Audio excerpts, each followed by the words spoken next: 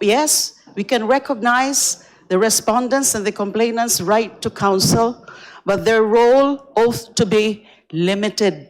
Just to repeat, this is akin to preliminary investigation.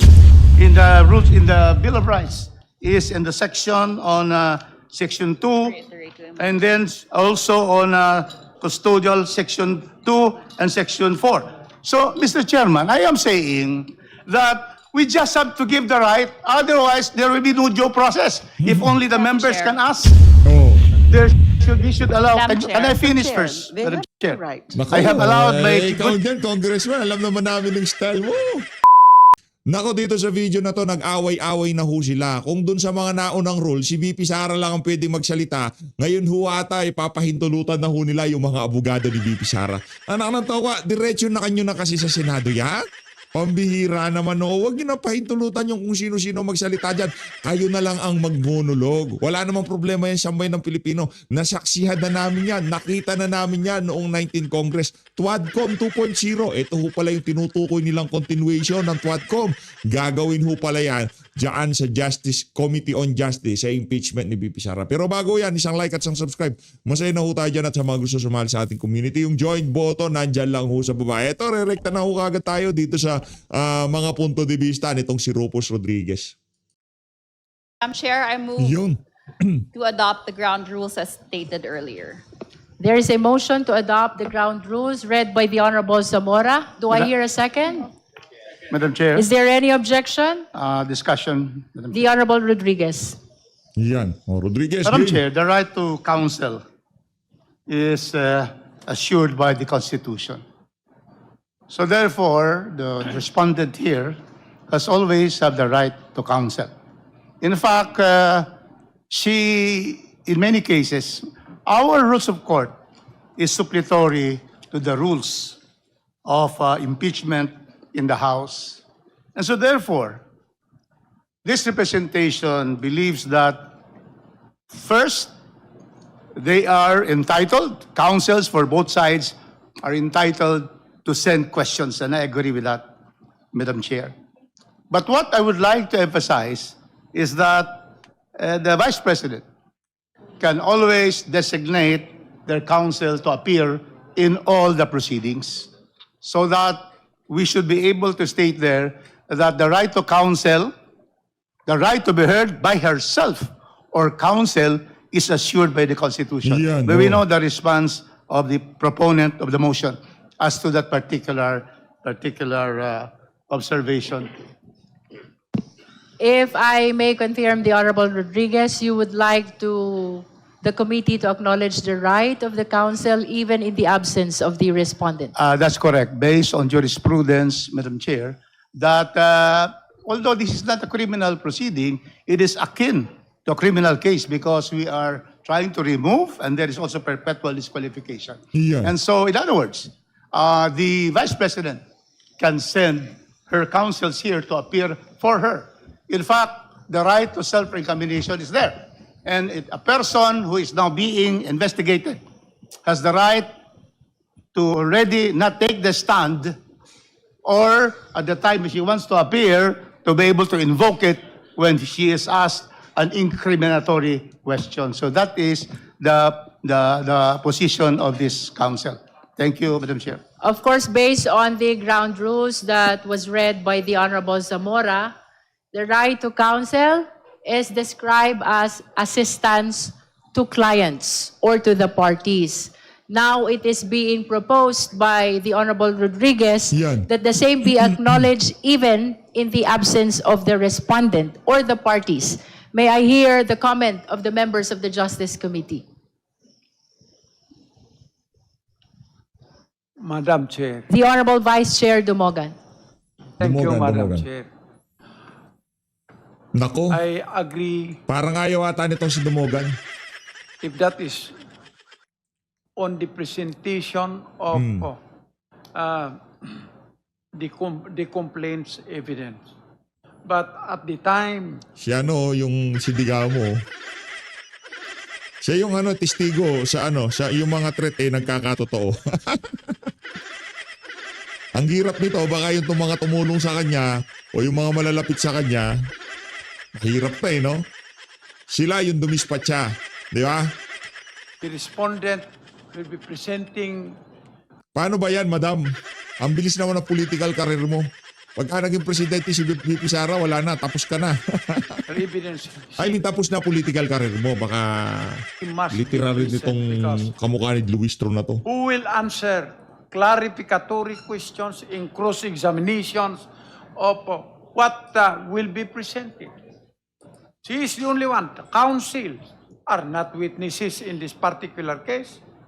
So I hope my colleague will agree that at the time the respondent is given the opportunity to present her evidence, she must be present. Yan. Thank you. Anong gagawin mo, sir, pagka hindi tumalo? Kakalad ka rin mo. She must be present daw eh. O halimbawa, ayaw tumalo ni VP Sara, anong gagawin mo? Kakalad ka rin mo siya. Madam Chair. Would you like to clarify the extent of the participation that you are proposing? Yes, Madam Chair. What I'm proposing is, at the time that we have concluded the presentation of the evidence of the complainants, and it will be the turn of the respondents, then the respondents or her witnesses must be present because they are the only ones who can answer clarificatory questions or cross-examination questions of any of the members of this committee. The lawyers of the respondents are not witnesses to the said defense of the respondent. So it is a must, Madam Chair, that she must be present at the unless Ano nga ang gagawin mo kung ayaw niya dumalo, kakalad ka rin mo. Kung kaya mong kalad ka rin, padaluin mo. Pero kung hindi mo kaya kalad ka rin si VP Sara, huwag ka magbida-bida, Brad. she will waive the presentation of her evidence when it is her time to present her evidence pursuant to our rules of impeachment, Madam Chair. For purposes of accurate Wala, yari. Palpak. Flap yung plano ni Luis. accuracy, Honorable Vice Chair Dumogan, you are proposing that the respondent's counsel, even in her absence, be allowed to present the evidence. But for purposes of clarificatory hearing, it should be the Vice President herself who should be present and answer the questions before the Justice Committee. That's exactly correct, Madam Chair. Thank you. Any other member who Madam wish to Chair? manifest? Oh. The Honorable Rodriguez? Yan, yan. Madam Chair, the right against self-incrimination is very clear. Under our rules, the criminal procedure rules, which are suppletory, because our rules are very, very, very pithy in terms of the procedure. 2 points, Madam Chair. The respondent, Ayan, ano na naman siya dyan. Yan ang tinatawag nilang magiging devil's advocate. Pero isa lang gusto mangyari ng mga yan. Ma-impeach si Bibi Sara. Hoy! Hoy! Hoy! Hoy, Rupos! Yan, kapilido mo pa naman yung aking senador sa 2028. Walang yaka. Hoy, Rupos! Rupos na lang. Huwag na natin banggitin yung apelido. Ano yun malupit yung abogadong kilala ko ka-apelido nito Hindi ganito yun Oh. Ang problema dito, kumbaga gusto mo rin, pasimple ka pang walang yan. has the right not to appear. Yan. And At therefore, she does not need to be present. Because that is the right of a respondent, akin to a accused in a criminal case, as decided in the cases, Madam Chair. That's number one. Number two, the counsels here are not only to advise on the legal rights. They have the right to cross-examine. Yan. Because the Vice President will not be present. If she's present, she cannot cross-examine witnesses. Because she has lawyers. So therefore, 2 points. The rule that requires that lawyers can only, the participation is only to advise the legal rights of the witness is on the rules on the investigation in aid of legislation. That is expressly found in the rules in aid of legislation, the hearings. But it is not found in our rules. I've been reading our rules of procedure. There's nothing here that limits it to only advising.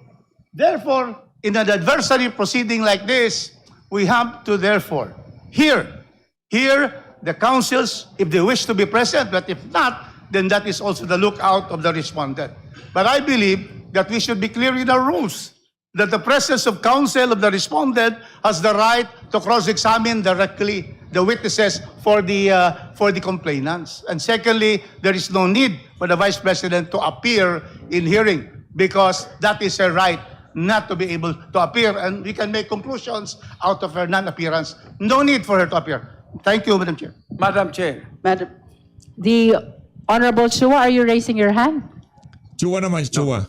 Chua naman, Chua. Madam Chair. The Honorable Vice Chair Dumogan. The first part of the point had already been settled. Under our own rules, which is the subject of the motion, the counsel of the respondents are allowed to cross-examine by writing their questions, submitting it to the chair. What I am pointing out, Madam Chair, is at the time the respondent is given the opportunity to present her evidence. Well, counsel may present her evidence, but she must be present, or the witnesses that she is presenting must be present so that the members of the committee will have the chance to examine or ask clarificatory questions from them. The counsels are not witnesses to the defense of the respondents, Madam Chair. Thank you, Madam Chair. For the guidance of the justice members, part of the proposed rule is giving opportunity to the complainant and the respondent and their counsels to submit questions to the chairperson so that they may be raised in the deliberation if no justice members are raising similar questions. Let us all be guided as well that the hearing proper in the Justice Committee is akin to a preliminary investigation. So, let us be guided by the fact that as well, that we're trying to establish here is merely probable cause, which means a justification to be able to proceed to trial, which will definitely happen not here, but in the Senate. Madam Chair. The Honorable Chua. Thank you, Madam Chair. Madam Chair, let me read what is provided under our rules, the rules of procedure in impeachment proceeding. Under Section 7, it provides that if the committee finds that there is sufficient ground for impeachment exists, the committee shall conduct a hearing, which we are now doing. The committee, through the chairperson, may limit the period of examination and cross-examination by members of the committee. Therefore, Madam Chair, it is very clear under our rules that it is only the members of the committee who can participate with respect to the examination and cross-examination of the members. Why? Because, like what you said a while ago, this is akin to the preliminary investigation wherein it is the investigating officer or the investigating city prosecutor who is asking clarificatory questions. We are not yet in the trial where the lawyers or counsel of the defendant can cross-examine the witnesses. Now, this can also be, we can also be guided by our rules of procedure governing inquiries in aid of legislation, which the Honorable Rufus Rodriguez mentioned a while ago that under Section 13, appearance of counsel, here, the participation of counsel for witness during the hearing and while the witness is testifying shall be limited to advising on the legal rights of said witness. Why? Because this is committee function. So ganun din po dito. Ito pong ginagawa natin is also a committee function. The cross-examination, ang purpose po ng cross-examination dito is just to ask or just to clarify questions. Hindi pa po ito yung talagang trial proper wherein we can cross-examine thoroughly the witnesses. Thank you, Madam Chair. Madam Chair. Thank you. The Honorable De Lima. Thank you, Madam Chair. I concur with the views expressed by the Honorable Joel Chua. Iyan. As Dapat si VP Sara lang. Dapat lechyonin dyan si VP Sara. Walang counsel. Advice lang sila. Hindi pwede yun. expressed very clearly by the Honorable Chair earlier, the proceedings today, or the proceedings from now on, henceforth, would be the determination of probable cause. And therefore, this proceedings is indeed akin to a preliminary investigation. There are no formal direct examination or cross-examination in the proceedings before the prosecutor's office. Yes, we can recognize the respondents and the complainants' right to counsel, but their role ought to be limited because this is only preliminary investigation. Role like identifying affidavits Yeah. can assist their clients, can assist the complainants, or can assist the respondent. But if they have questions, as expressed and as already laid down in the ground rules read by the Honorable Representative Zamora, So kung wala si VP Sara, ano pang ginagawa natin dyan? Ba't di pa natin tapusin yung kalokohan na yan? Bakit nyo pa pinapahirapan ang mga sarili nyo? they can course it through the chair. In that case, they are afforded the right to confront, the right to ask clarificatory questions. This is not a full-blown trial yet. Ang problema nga, meron ng presentation ng mga witness o kung sino man. Kung hindi pala full-blown trial, bakit may witness? O wala nang problema si Madriaga. Wasak yan sigurado. Wasak yan. Walang bilang yan. Diba? Bakit meron ganun? Kung hindi pala full-blown, ano paghaharapin nyo? Magkakaroon ng kumprontahan? Magdidesisyon ng Committee on Justice na sufficient in grounds? Sufficient grounds. Tama. Oo, grounds na sila. Tapos na sila sa substance sa ka-form eh. Oo. Sa Senate na lang yan. Pwede na sa Senate yan. Bilisan nyo na. Yep, that happens in the Senate. Just to repeat, this is akin to preliminary investigation, determination of probable cause. The proceedings or the hearings before the prosecutor's office, and this is the prosecutors, the Committee on Justice, is actually also limited, and no full-blown examination, whether it's direct examination or cross-examination, being conducted or held at that point. So I think it's very clear, as expressed by the Honorable Chair, and also indicated in the ground rules. We are not denying the parties their right to counsel. They have the right to counsel. They can assist for purposes especially also of asking clarificatory questions, but we have our own rules here, coursed through the Honorable Chair.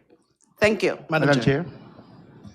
The Honorable Ridon and then the Honorable Rodriguez.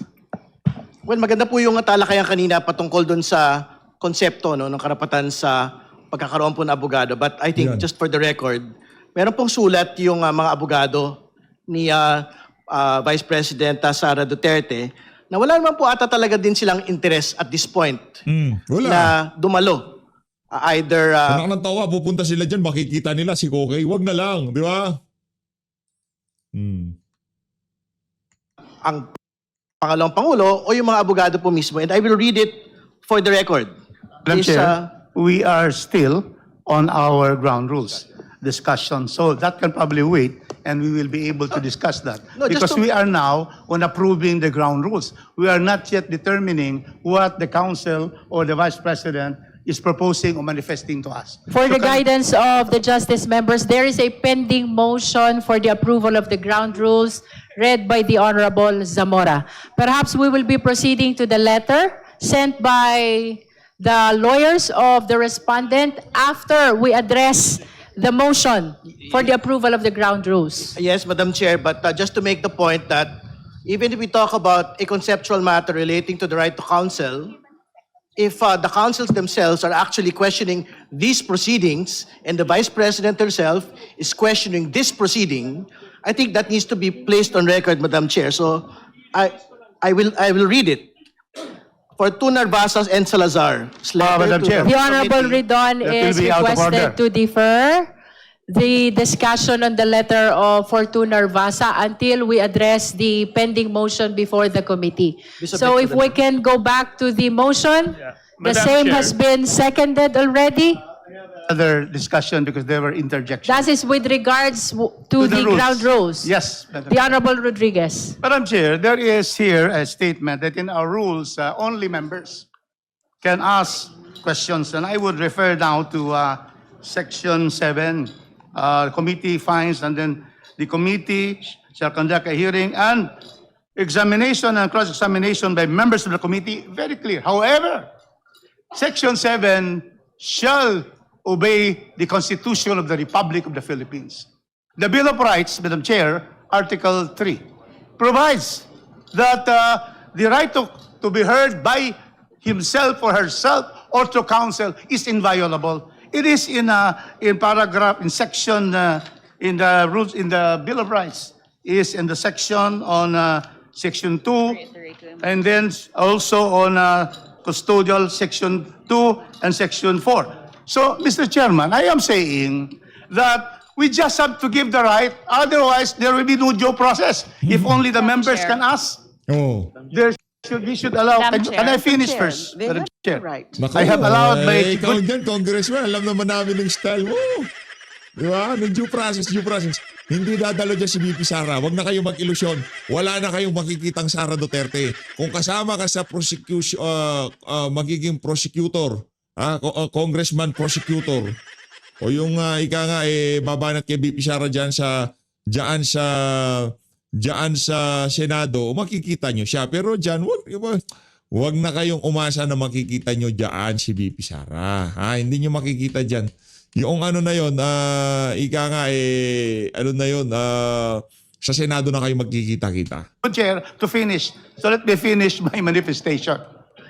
So therefore, Madam Chair, it is very clear that councils should be allowed to cross-examine. Now, the issue here is that the rules provide that they submit the questions to the chairman. Will the chairman have the discretion to read or not? Or everything that will be given to the chairman will be read? To answer the question of the Honorable Rodriguez, so long as the question is germane to the discussion pending before the committee, the chair will read the questions which are being submitted or which will be submitted by the councils of the parties. That includes the council of the respondent. Thank you, Madam Chair. But Madam just to be Chair. able to state that this representation believes to be able to afford really procedural due process as pronounced in the leading case of Angtibay versus CIR. The 7 cardinal rights of a person who is accused, in this case, akin. We are really, this is even more than a criminal case because we are trying to remove the official who had the highest votes in the history of this country as Yeah. Vice President. So what I'm saying, Madam Chair, we should allow the councils to appear if they so wish and be able to cross-examine the witnesses of the complainants. That is the way to be able to afford the opportunity of procedural due process as is enshrined in Article 1 of Article 3 of Section 1 of the Constitution. Madam Let Chair. us Madam be guided by the fact that This is not yet the trial.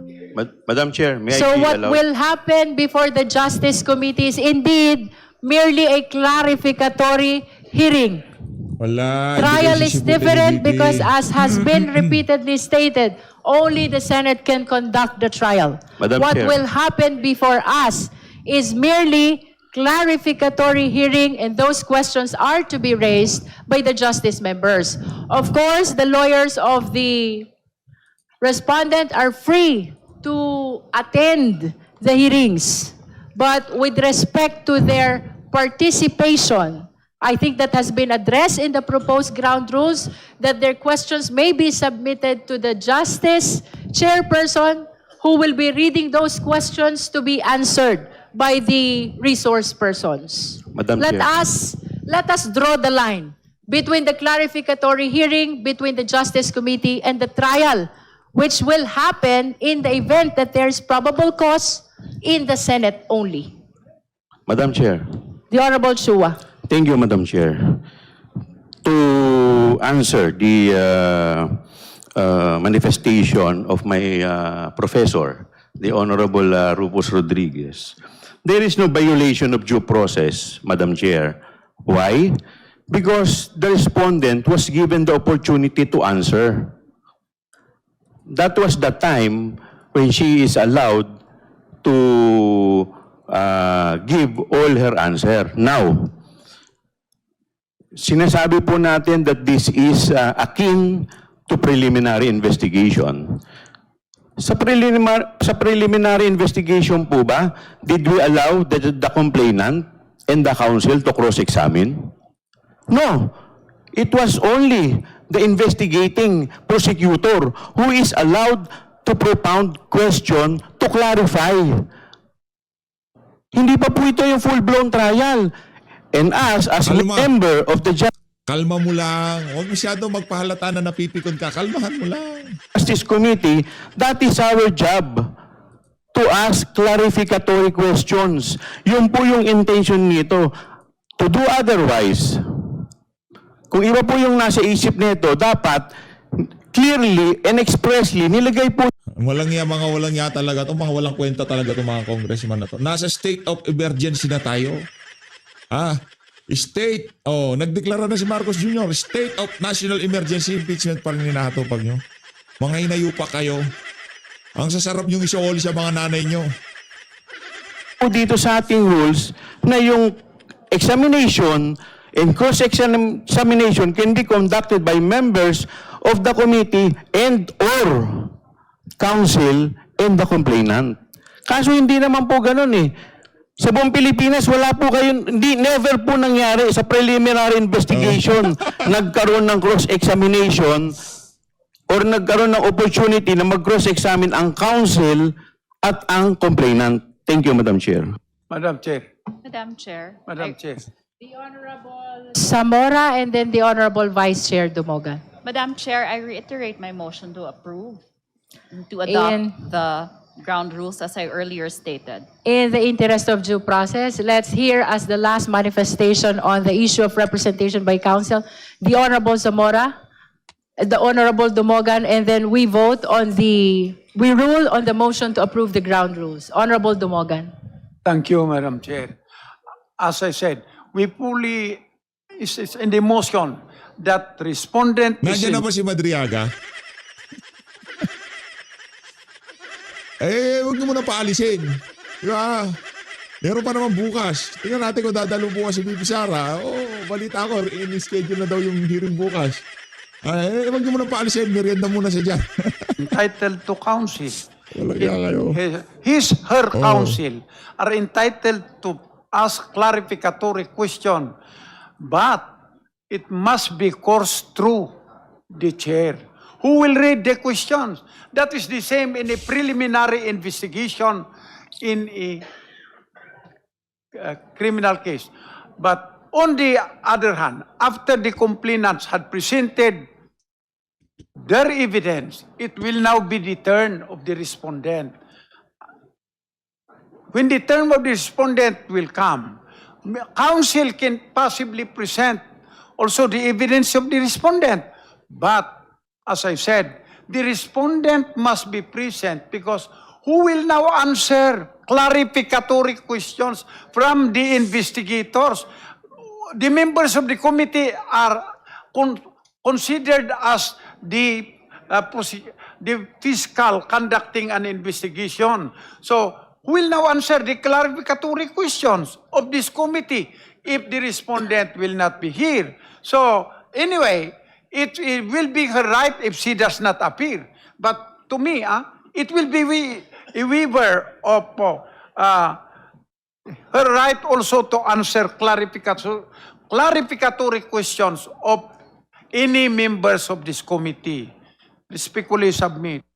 Thank you. At this juncture, we shall now Madam resolve Chair, Madam Chair, the motion. I think another- we've heard already No, all another your meaningful and Another point. significant manifestations on the right to be represented by counsel. So with the indulgence of the Madam Honorable Chair, Zamora. there is a next ground rule which I would like to again manifest. We're finished with the representation and Okay. presence. You may proceed on the I'd next ground rule. I would like to ask our Vice Chair, after the issue of the questions to be sent, what is the next ground rule? Because I have also a manifestation on that.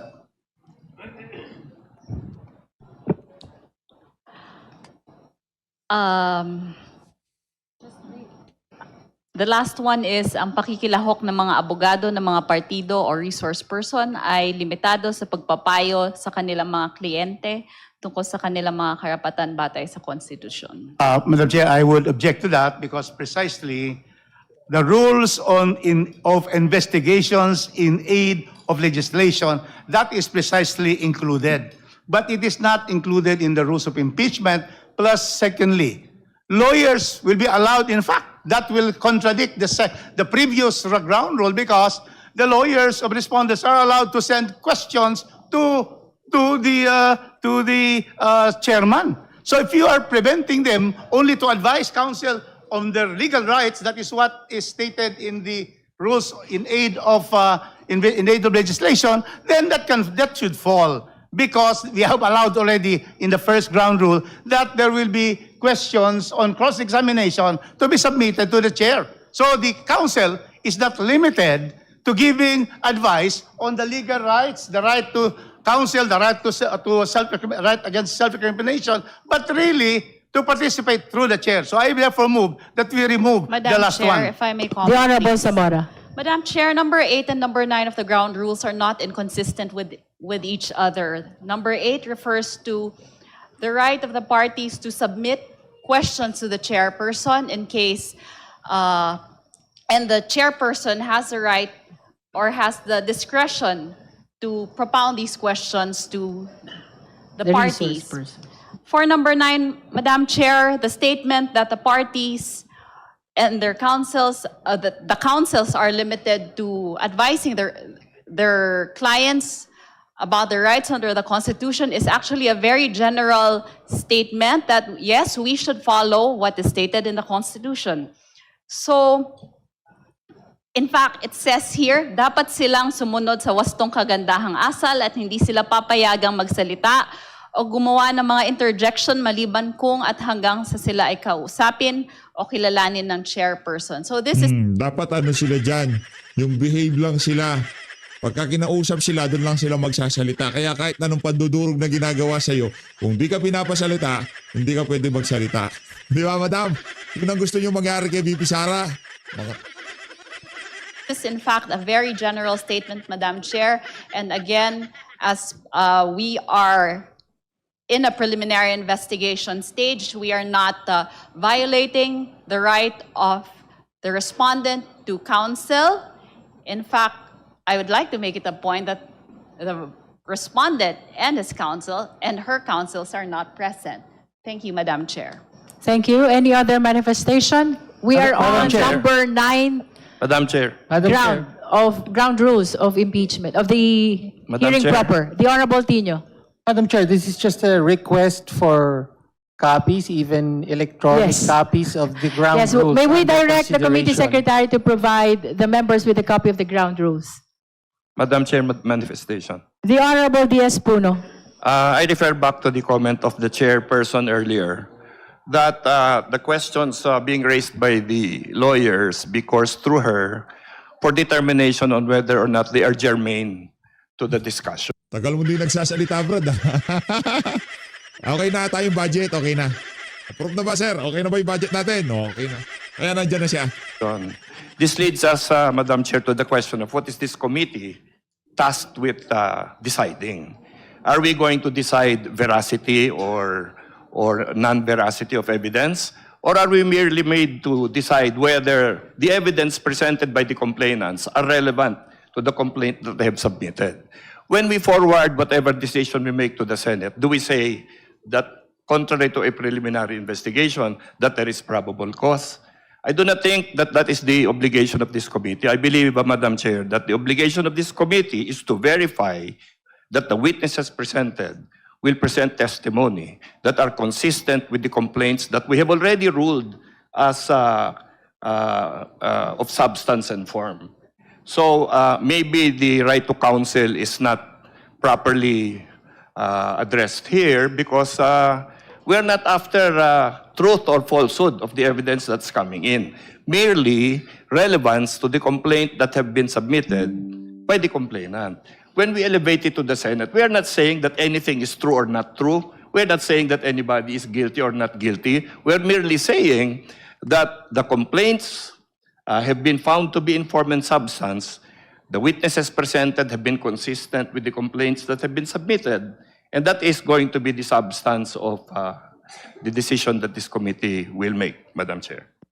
Thank you. And in addition to that, let us be reminded that part of the ground rules is allowing the lawyers of the parties, that includes the lawyers of the Vice President, to submit their questions to the chairperson so that the chairperson can raise them to the resource persons or even to the parties in the case or the witnesses, so long as the same is germane to the impeachment proceedings. So with that, may we Madam proceed Chair. to Madam rule Chair. on the motion? The Honorable Ko and then the Honorable Jokno. Thank you, Madam Chair. Madam Chair, I would concur with Representative Joel Chua and the current stipulation of the ground rules and find no contradictions, whether it be in the Constitution. Nangyari sa mukha. Nangyari sa... Ate, ano nangyari sa'yo? Nung muling pagkakatanda ko sa'yo, kulot ka lang eh. Nangyari sa buko. Wala, hindi na ho nila alam kung ano gagawin nila sa mga pera niya.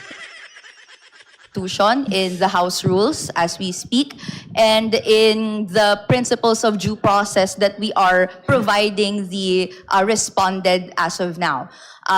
Also to clarify, the process that is on the floor right now is so that this committee at the end of the succeeding hearings that we will be holding, makita natin kung may probable cause or hindi. Kung mag-proceed na dapat mag-proceed to a full-blown trial o hindi sa Senado yung complaints at bar. And to that end, isang step beyond sufficiency of substance and yung relevance na laman ng mga complaints, yung dapat i-determine ng mga members of this committee and the committee at the end of the day.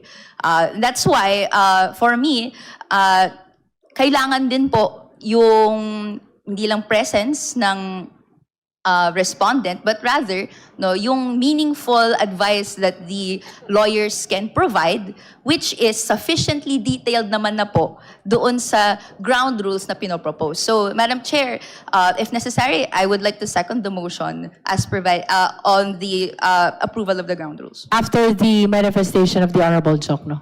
Thank you, Madam Chair. To ensure consistency and as well avoid the possibility of any litigation that may question the rules of the committee, perhaps the committee could entertain a possible amendment to the proposed House rules. The last provision, to make it clear, could state that the participation of counsel shall be limited, number one, to assisting their client, number two, to submitting questions to the chair, and number three, to filing whatever appropriate manifestations they choose to, and if required by the committee, a memorandum as stated in the rules on impeachment. That way, there can be no issue as to, no one can argue that the right to counsel is being denied by the committee. I would make so move, Madam Chair. Second. That is a motion for, if I may be clarified, Honorable Jokno? Because there is a pending motion as well for the approval of this ground rules. So may we hear first, before the second motion, that is for the amendment, if the proponent of that ground rules is accepting your proposed amendment. Madam Chair, can I just insert this Kindly wait to manifestation? be recognized, Vice Chair Dumogan, Madam Chair, please. I accept the restating of the ground rules as amended by the Honorable Jokno, and I would like to point out that these are just ground rules and not rules of the House of Representatives. These are just the ground rules of the Committee on Justice. With the acceptance by the proponent of the amendment by the Honorable Jokno, may I hear the necessary motion to approve the amended ground rules? So Vice moved, Chair Ms. Zamora. So move, Madam Chair. Second, Madam Chair. There is a motion to approve the amended ground rules by the Honorable Dumogan. It has been seconded. Is there any objection? Hearing none, the amended ground rules is hereby approved. Now we proceed to the next matter. Earlier, the Honorable Redon is manifesting a letter received from Fortuna Vasa Law Office. Now we recognize the Honorable Redon for that matter. Madam Chair, the counsels of Vice President Sara Duterte, Fortuna Narvasa Salazar, and Attorney Michael Wesley Poa submitted a letter explaining the Vice President's absence today and their absence as well as counsels for the Vice President. And I will read the main basis for their objection to attending today. Under these circumstances and considering the public statements made by the chairperson, it appears that the committee intends to conduct a trial. I think, Madam Chair, the House Committee on Justice should confront this accusation Ano, contempt na! Contempt na yan! squarely today. This particular position of Tama naman yung sinabi nila, di ba, mini trial? Oh. Nag-issues to nagsabi na mag-mini trial kayo eh. counsels and of the Vice Talagang- President herself is basically a legal word salad. Ibig sabihin po, wala po itong batayan sa katotohanan. Ito po ay legal na pagpapalusot para lusutan na naman pong muli ang pagpapanagot sa mga impeachable offenses laban sa atin pong pangalawang Pangulo. Yung pong paggamit ng mini trial ng ilan po sa mga kinatawan ng komite pong ito ay para lamang po sa pagpapaliwanag sa atin pong mga kababayan nung pong pagtakbo ng proseso po na impeachment. Particular, ito pong hearing proper at more particularly to make a distinction from the actual trial which will happen at the Senate. No? So, tingin ko yun lang po yung malinaw po na distinction dito po sa bagay po na ito. And Madam Chair, there is nothing in the rules and the proceedings that we have today which can in fact be considered as unconstitutional. I will read for the record the rules yet again and the constitutional provision. The constitutional provision in Article 9, Accountability of Public Officers, Section 3, 2.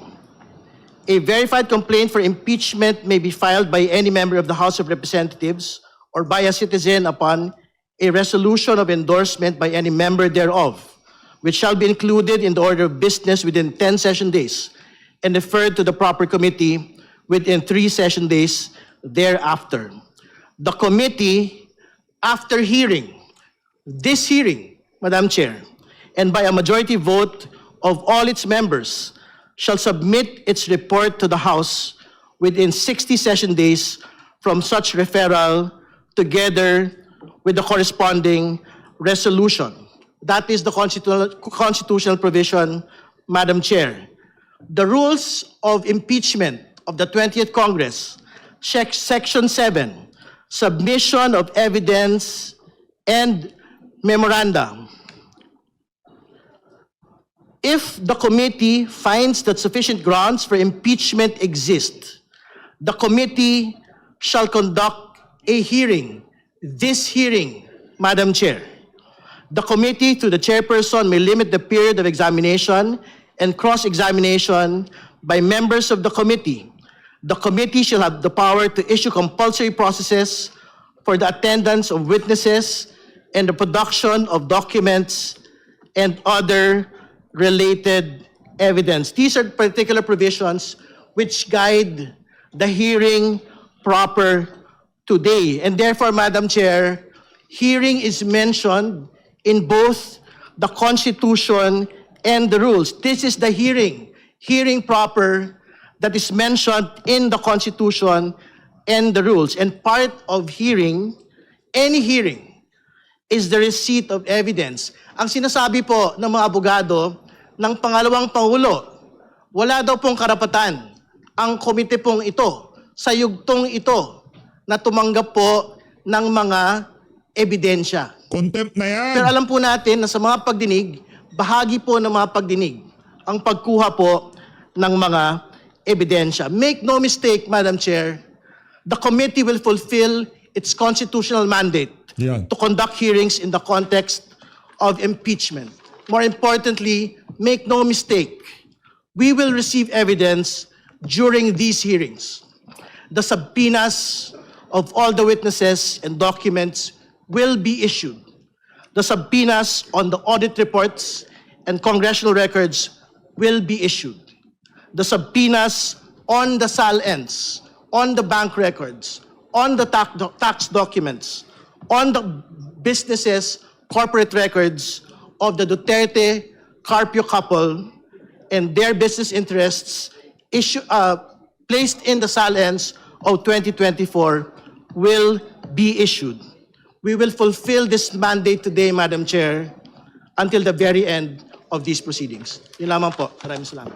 Just for the record, the use of mini trial by some members of the Ikaw madam ang nagpabida ng mini trial na yan. Justice Committee is intended only to make a distinction between the proceeding before the Justice Committee and the trial which will happen in the Senate. Let us always be reminded that our parameter in our hearing proper is the determination of probable cause only, which means the justification to be able to proceed to trial. Again, we are not yet determining the guilt. We are not holding trial. This is just a clarificatory hearing for the purpose of determining probable cause, which will allow us to proceed to trial in the Senate. Madam Chair. That is for the record. The Madam Honorable Chair. Ko. Madam Chair. Madam Chair, a comment. The Honorable Ko and then the Honorable D.S. Puno. Madam Chair, also for the record, there is a statement released by the Office of the Vice President, echoing the parts of the letter issued by counsel, and again using the word quote-unquote mini trial. Madam Chair, on the record, I'd like to contest and express my grievance on the use of the word mini trial. What is happening on the floor, Madam Chair, is determination of probable cause. Magsahin ka muna. Oy, Ale. Ang tawag dito. Magsahin ka muna sa inyo nung It is a different proceeding that if you also provide equivalence in how we do this in the judicial proceedings, clear naman po ang distinction ng ginagawa ng Office of the Prosecutor.